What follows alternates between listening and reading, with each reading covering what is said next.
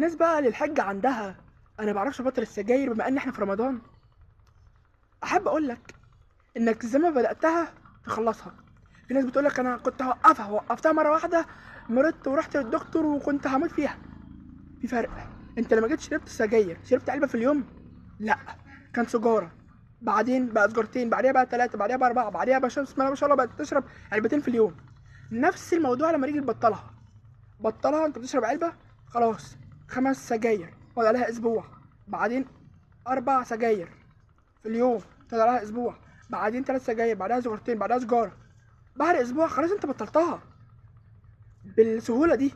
انت بقى معقد نفسك ومش عارف ابطلها. طب انا وش انا حتى تحافظ على مالك وتحافظ على صحتك، عن عمرك فيما افنيته وعن مالك فيما انفقته، هتقول ايه؟